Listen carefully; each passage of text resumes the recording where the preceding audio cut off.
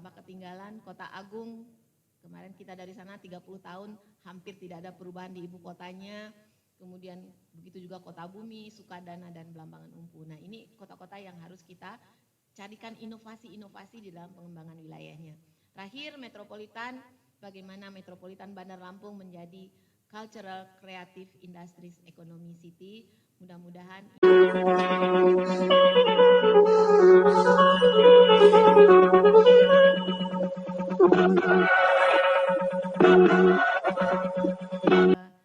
untuk memancing diskusi kita siang ini, saya mencoba merumuskan beberapa hal. Di outline-nya adalah, next please. Jadi saya coba melihat posisi perencanaan infrastruktur dan kewilayahan di dalam RPJPN 2545. Kemudian Lampung sudah menyiapkan draftnya. Mungkin ini juga perlu kita ketahui. Kemudian saya menggarisbawahi beberapa isu strategis Lampung dan mencoba melihat meneropong Lampung 2045 dengan dasar RT/RW kita yang terbaru dan penutup. Baik, mungkin agak cepat saja, Sinji. Jadi RPJPN tentu Bapak Ibu sudah tahu ya, sudah membaca juga mungkin sebagian. Di sini yang ingin saya garis bawahi sebenarnya adalah di mana posisi kita, infrastruktur dan kewilayahan sebagai tema kita hari ini. Jadi dasarnya adalah kata-kata yang selalu diulang-ulang di sini adalah transformasi. Jadi katanya nggak cukup dengan reformasi, nggak cukup dengan renewable atau revitalisasi gitu ya. Pemerintah ingin kita bertransformasi dalam berbagai aspek dan menyiapkan 8 misinya, dan misi kita ada di ke-6 dan 7, yaitu pembangunan kewilayahan yang merata dan berkualitas serta sarana dan prasarana yang berkualitas dan ramah lingkungan. Nah, diskusi kita hari ini mudah-mudahan menguatkan ini. Ya, selanjutnya jadi posisi tadi itu di 8 agenda transformasi Indonesia itu kita di kerangka implementasinya. Di kerangka implementasi transformasi itu kita lihat di situ ada di bagian bawah Bapak Ibu itu ada pembangunan kewilayahan yang merata dan berkeadilan, sarana dan prasarana yang berkualitas dan ramah lingkungan. Itu kata-kata kuncinya. Ya, lanjut. Nah, tentang Sumatera sendiri di dalam RPJPN ini, Lampung sendiri itu di mana? Itu ada di wilayah Sumatera, dan di sini sudah di statement di sini bahwa kita ada di Jalan Tol Sumatera, kemudian kita akan kita di posisi pusat-pusat ekonomi Sumatera ya, dan komunitas-komunitas unggulan kita ada di beberapa titik-titik seperti di sini disebutkan secara eksplisit sawit, kelapa, kopi, karet, perikanan, tangkap dan budaya, dan itu ada semua di Lampung. Lanjut. Next please. Nah, di sini juga saya garis sebelumnya sesudah pulau tadi ya. Di sini yang saya panah itu di situ statement di mana Lampung sangat berkepentingan, yaitu di 5 itu Selat Sunda. Kemudian di 10 itu dikatakan Bandar Lampung, metropolitan Bandar Lampung. Sebenarnya di EPJP kita sebelumnya untuk Lampung ini sudah ini juga ya di RT/RW kita juga, tapi metropolitan ini kelihatannya belum prioritas bagi Lampung. Nah ini ke depan ini diperkuat lagi. Kemudian juga di situ di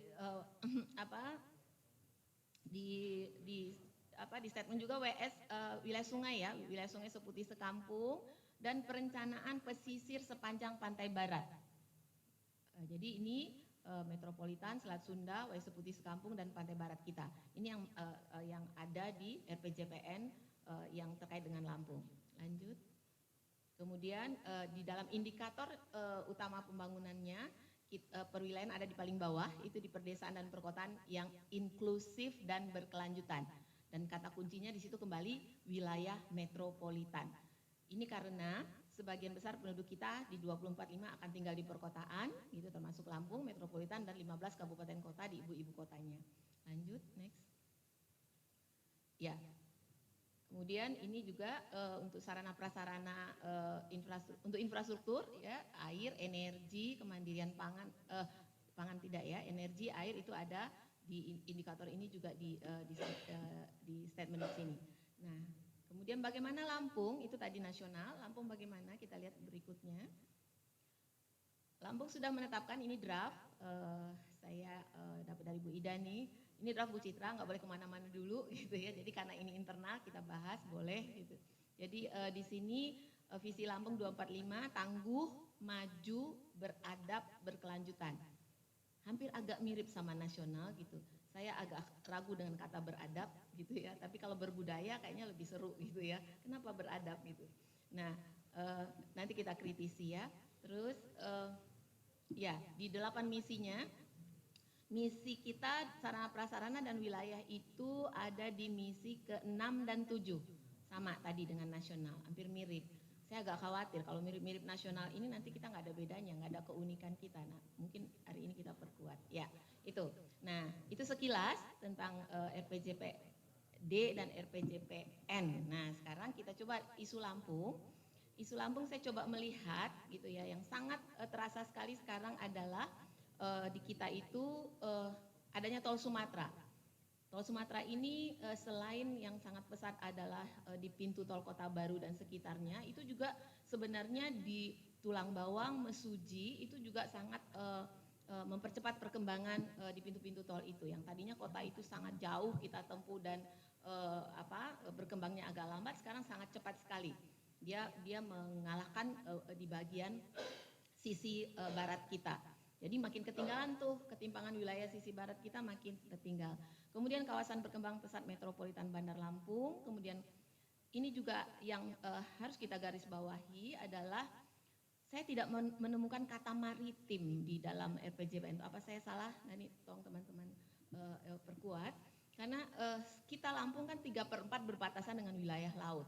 Artinya apa? Artinya orientasi kita harusnya sudah mulai melihat ke laut gitu ya. Dan potensi kemiskinan kita ada di pesisir juga gitu, dan lingkungan kita yang banyak rusak juga di pesisir. Kemudian kita berada di poros maritim dunia Indonesia dan konektivitas laut kita harus kita kembangkan. Isu strategis lainnya adalah kawasan-kawasan atau pedesaan kita, transportasi lokal atau desa kita harus kita kuatkan, dan ketimpangan wilayah kita tidak hanya sekarang barat dan timur tetapi juga ketimpangan daratan dan pesisir. Nah, ini mungkin yang kita nanti bisa diskusikan. Nah, itu tadi untuk kewilayahan. Bagaimana untuk infrastruktur? Infrastruktur sangat erat kaitannya dengan posisi kita, positioning kita itu sebagai pintu gerbang Sumatera. Ini selama ini mungkin kita posisinya sama saja dengan posisi provinsi-provinsi lainnya di Pulau Sumatera. Padahal kita pintu gerbang. Nah, ini harus kita perkuat dengan konsep kewilayahan itu nanti, dan sarana prasarana yang akan kita bahas tentu listrik kita masih juga bermasalah, sumber daya air kita, telekomunikasi kita, dan isu yang juga nggak pernah selesai adalah soal persampahan. Nah, untuk transportasi kita harus bersiap-siap dengan transportasi metropolitan yang seperti apa, juga transportasi dalam kota dalam provinsi ya. KDP kita yang sekarang memang sangat mahal. Kalau kita harus pergi misalnya ke Kota Bumi, ke Mesuji atau ke Krui, itu susah sekali gitu ya. Jadi sehingga ini sangat penting kita garis bawahi. Kemudian kita reorientasi transportasi laut sungai, membangun lokal koridor ekonomi. Kita harus melihat transportasi berbasis rel baik di perkotaan maupun wilayah, dan tentunya nanti fasilitas pendukung pendidikan kesehatan lain-lainnya perlu kita kritisi dan menjadi isu sentral. Nah, kawasan pesisir kita itu kan potensinya perikanan dan pariwisata. Nah, ini secara kewilayahan bagaimana nanti rencana wilayah ini bisa memperkuat posisi-posisi ini, mulai dari sekitar Bandar Lampung, pantai barat kita, kemudian Teluk Lampung kita.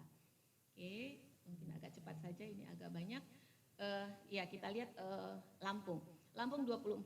Di RT RW itu diperkirakan penduduk kita akan antara 10 sampai 13 juta, dan 70% di perkotaan. Mereka adalah kelompok menengah. Kebutuhan rumah kita hampir 2 juta dalam jangka 5 tahun itu.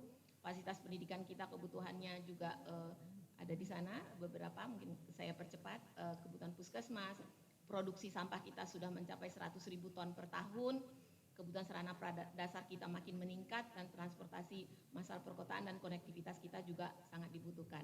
Nah, di kanan itu sebenarnya struktur ruang ada di RT RW. Sudah ada pusat-pusat pertumbuhan baru sangat berbeda dengan sebelumnya gitu ya, sudah banyak perubahan-perubahan. Mungkin agak cepat nanti, Ji, agak cepat saja. Lanjut. Ini sistem jaringan jalan yang ada di RT RW yang sudah disiapkan untuk 30 tahun yang akan datang, 20 tahun yang akan datang. Di RT RW itu sampai 2042 ya. Lanjut, agak cepat. Ya, ini terlalu kecil, tapi sebenarnya saya ingin menjelaskan atau menggambarkan bahwa sistem jaringan kereta api kita tuh sudah banyak gitu ya. Jadi dan ini potensial untuk dikembangkan. Lanjut. Mungkin ini data-data saja. Lanjut. Nah, ini jaringan sungai, danau dan penyeberangan kita. Kalau kita memang akan berorientasi ke transportasi laut, karena beban transportasi darat kita akan terus meningkat. Ini sumber daya air kita, data-data saja. Lanjut saja. Nah, oke. Nih, sebelumnya ya. Ini adalah beberapa program-program prioritas gubernur kita sebelum ini, yang ada yang sudah jalan, ada yang masih mimpi, ada yang mungkin saya nggak tahu utopia ya gitu ya. Jadi ini beberapa yang mungkin kita harus masukkan lagi atau kita kritisi lagi. Misalnya seperti Bakauheni Harbor City itu sudah mulai jalan, Kota Baru Lampung sebenarnya seperti apa, Sport Center juga Aero City, kemudian Bandar Lampung Metropolitan. Nah, ini yang lalu ini sudah mulai dibuat rencana-rencananya, ada yang sudah mulai dilaksanakan. Artinya ini ke depan ini memang harus dilanjutkan untuk untuk sebagai stimulan atau untuk lokomotif perubahan-perubahan wajah ke ruangan kita gitu ya. Ya, lanjut. Ya, ini ininya.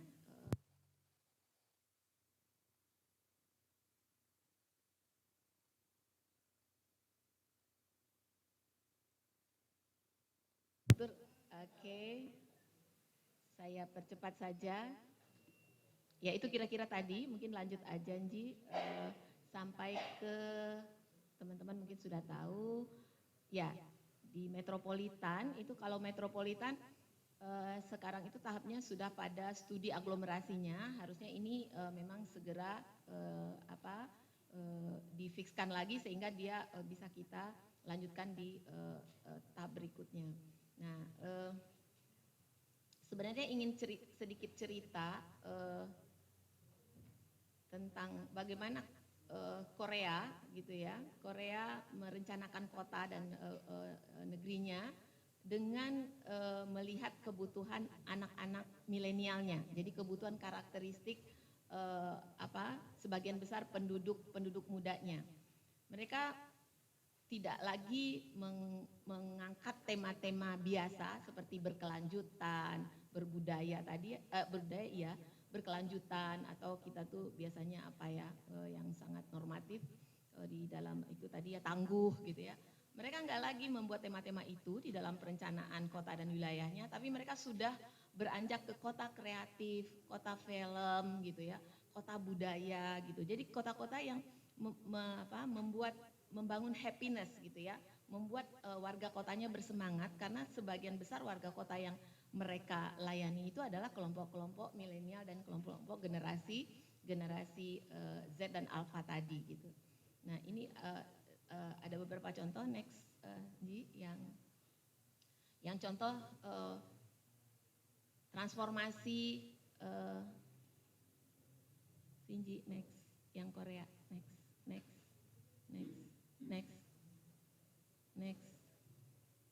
Ya, pembangunan Korea. Nah, ini yang saya contohkan, Korea bagaimana dia Creative Urban Transformation Experience of Seoul ya, Korea Selatan.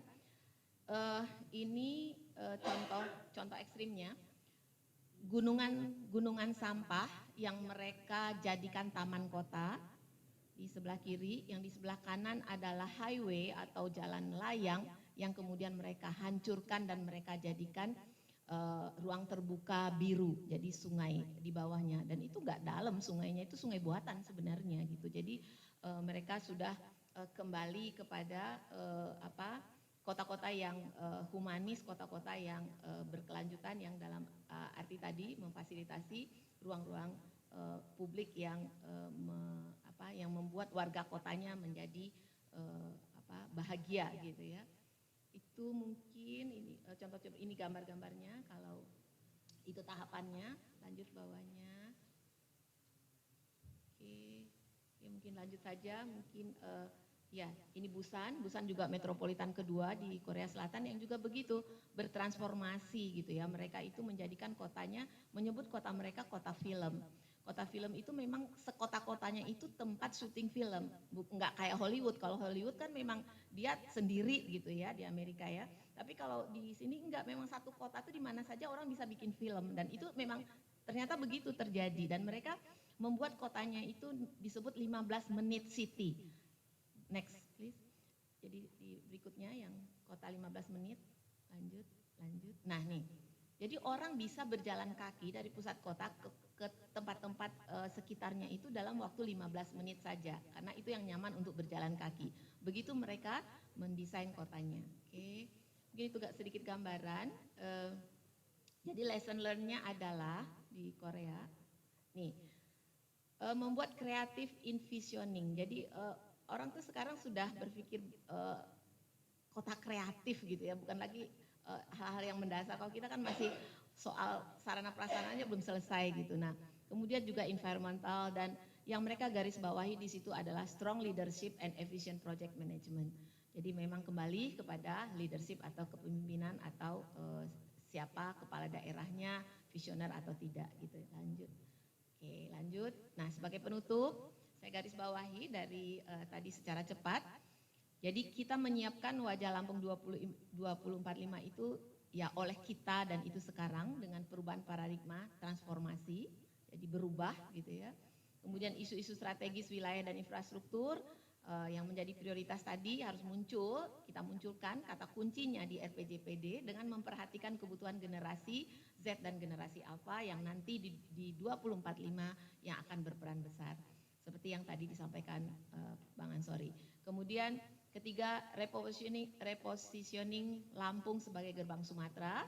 Yang keempat, reorientasi infrastruktur dari darat, tidak hanya ke darat tapi juga ke laut. Kemudian ketimpangan wilayah tidak hanya timur barat tetapi juga pesisir dan daratan.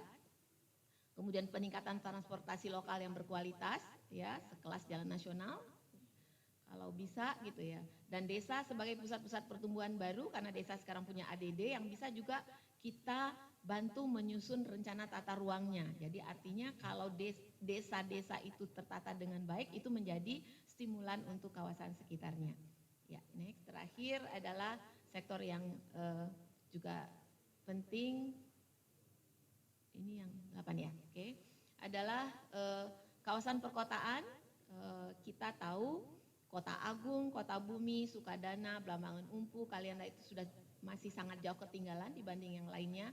Mesuji, Tuba, Tubabar dibantu oleh tol, Kalianda malah tidak dilewatin tol gitu ya, malah tambah ketinggalan. Kota Agung, kemarin kita dari sana 30 tahun hampir tidak ada perubahan di ibu kotanya.